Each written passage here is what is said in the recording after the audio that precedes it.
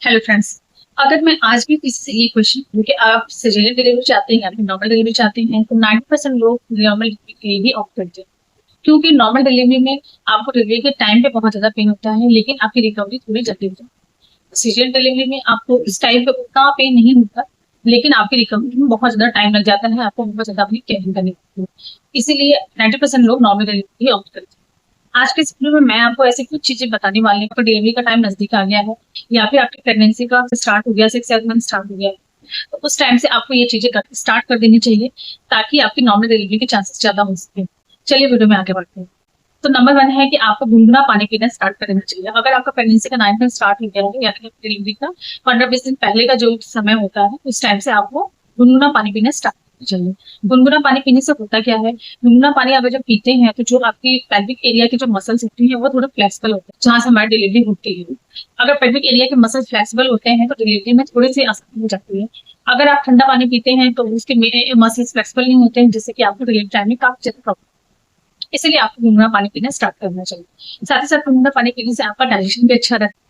Next चीज, अगर अगर आप गुनगुना पानी नहीं पी पा रहे तो आपको नॉर्मल पानी पीना चाहिए, यानी कि आपको फ्रिज का निकला हुआ ठंडा पानी नहीं पीना है, आपको नॉर्मल पानी पीना है या तो गुनगुना पानी। नंबर 2 कि आपको इस टाइम पे थोड़ी सी जो गर्म तासीर की चीजें होती है वो खाना स्टार्ट करना चाहिए। बहुत ज्यादा नहीं खाना है, मैं आपको ऐसा नहीं बोल रही हूँ कि आपको गर्म तासीर वाली चीजें बहुत ज्यादा खाना है या डेली डेली खाना है, ऐसा नहीं करना है। आपको जैसे कि केसर वाला दूध, खजूर वाला दूध, बेसन का हलवा, ये सारी चीजें अगर आप खाते हैं तो आपकी बॉडी एनर्जेटिक भी होती है, साथ ही साथ आपको नॉर्मल के लिए हेल्दी।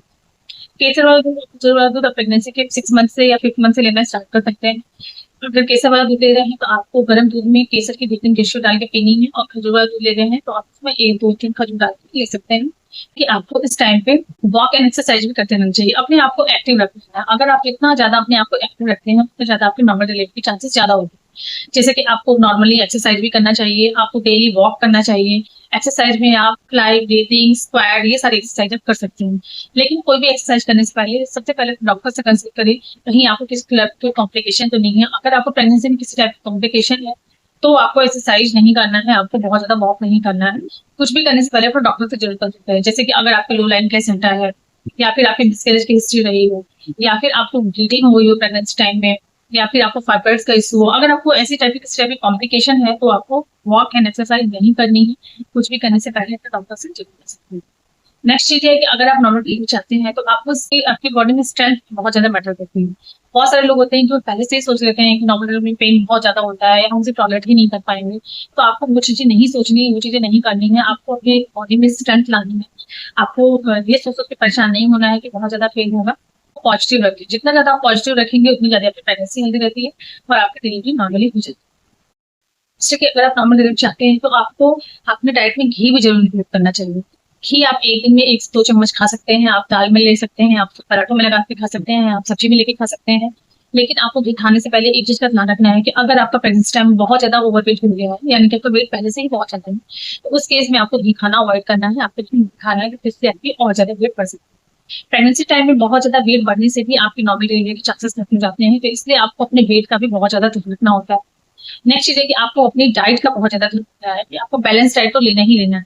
बैलेंस डाइट यानी कि आपको एक हेल्दी डाइट लेना है, आपका वेट हेल्दी गेन हो, जिससे कि ताकि आपको ओवर वेट हो। क्योंकि अगर आपका ओवर वेट भी होता है तो आपके, अगर आप चाहते हैं कि आपकी नॉर्मल डिलीवरी हो तो उसके लिए आपको अपनी डाइट में प्रोटीन रिच फूड लेना चाहिए। प्रोटीन में हम क्या ले सकते हैं, आप छोला, राजमा, चना, पनीर, दूध, दही, ये सारी चीजें अच्छे से ले सकते हैं। आप नॉन वेजिटेरियन है तो आप अंडा जरूर खाएं, अंडा खाने से भी बहुत अच्छा प्रोटीन मिलता है, तो आपको एग भी अपनी डाइट में जरूर।